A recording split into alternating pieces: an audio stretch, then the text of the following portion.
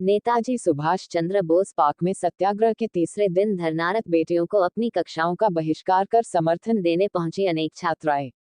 शिक्षा नियम 134A के वंचित बच्चों को जल्द दाखिला देने, 134A के इस साल के आवेदन फॉर्म जल्द निकालने व सरकारी स्कूलों में दाखिला लेने वाले बच्चों के लिए टीसी की अनिवार्यता को खत्म करने को लेकर भाड़ावास चौक स्थित नेताजी सुभाष चंद्र बोस पार्क रेवाड़ी में किया जा रहा सत्याग्रह तीसरे दिन भी जारी रहा।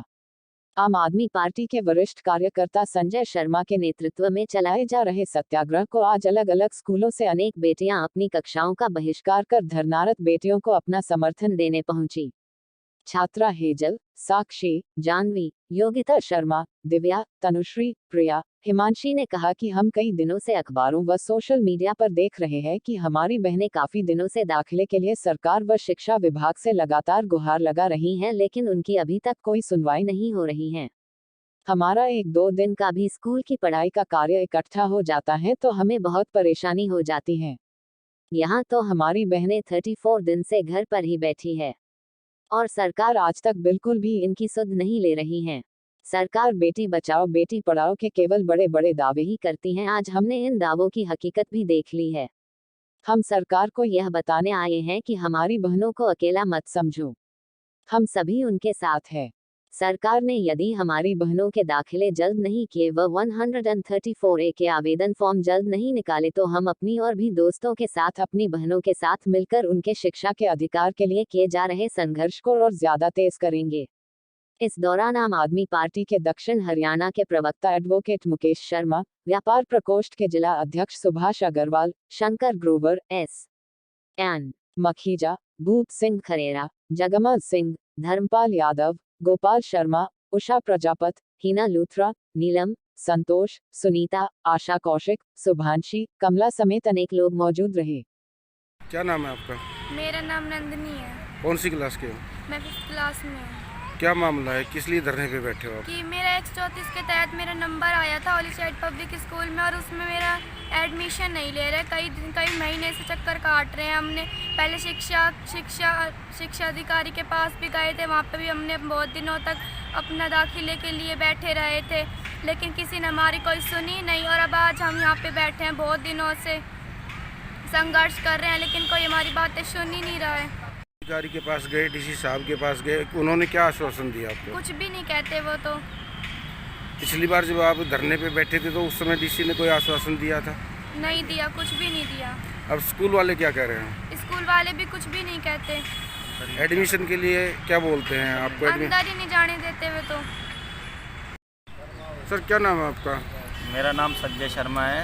मैं आम आदमी पार्टी का कार्यकर्ता रेवाड़ी से हूँ। क्या मांगे आप, किस मांग को लेकर धरने पे बैठे हैं? ये हमारी मुख्य रूप से 3 मांग है। एक तो सरकार ने कई महीनों पहले नियम 134 के तहत एग्ज़ाम करवाए, फिर उनका रिजल्ट निकाले, स्कूल अलॉट किए, लेकिन 80% बच्चों के एडमिशन हो चुके हैं, लेकिन 20% बच्चों के अभी भी बचे हुए हैं।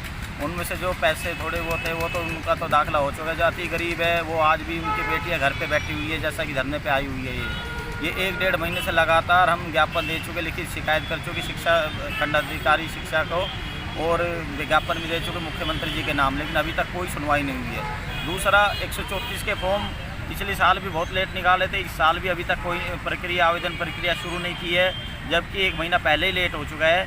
तो हम ये सरकार से मांग करते हैं कि 134 नियम के आवेदन प्रक्रिया जल्द शुरू की जाए ताकि बच्चों की पढ़ाई प्रभावित ना हो। तीसरी मांग ये है कि जो गरीब माँ बाप है जिनके आर्थिक कारण के कोरोना के कारण या किसी अन्य बीमारी के कारण जिनकी आर्थिक हालत बहुत ज़्यादा ख़राब हो गई है, वो अपने बच्चों को सरकारी स्कूल में पढ़ाना चाहते हैं, लेकिन सरकार ने प्राइवेट स्कूलों की मांग पर टीसी अनिवार्य कर दी है। तो बिना पैसे के वो टीसी नहीं दे रहे और बिना टीसी का एडमिशन नहीं हो रहा, और उनकी बेटियाँ 1.25 महीने से घर पर ही बैठी हैं। तो सरकार एक तरफ नारा देती है बेटी पढ़ाओ बेटी बचाओ, नहीं सरकार के जो दिशा निर्देश है, नीति है, ये कहीं ना कहीं इसमें बहुत बड़ी बाधा बन रही है। इसलिए सरकार को टीसी की शर्त ख़त्म कर दे, अन्यथा बेटी तो घर पे ही रहेंगी, तो ये सरकार के लिए और देश के लिए बहुत ही शर्मनाक की बात है। तो ये 3-4 मांगे, इनके लिए हम धरना दे रहे हैं जल्द से जल्द। अग्रवाल साहब धरने पे बैठे हैं, मांगे हैं आपकी 2-3, अगर ये मांगे पूरी नहीं होती है तो क्या करेंगे? हम अनिश्चित काल तक धरना देते रहेंगे और इस सरकार को दिखाएंगे और ये अपना अधिकार लेके रहेंगे। आम आदमी पार्टी की दिल्ली में और पंजाब में सरकार है, वहाँ उन्होंने शिक्षा फ्री की हुई है। तो आप हरियाणा में अगर आप लोग आते हो सत्ता में, तो आगे आपकी क्या रणनीति रहेगी? हम भी जो पंजाब में दिल्ली में जो हो रहा है वो वो हरियाणा में करेंगे। इसी हिसाब से हम हरियाणा में सरकार बनाएंगे पार्टी से। और ये बच्चों के अधिकार के लिए बच्चों की शिक्षा दिला के रहेंगे। और ये पूरा आम आदमी पार्टी जोर शोर से चल रही है। खट्टर सरकार को डाउन करके खट्टर सरकार ये शो करेंगे, बच्चों को शिक्षा का हक दिला के रहेंगे।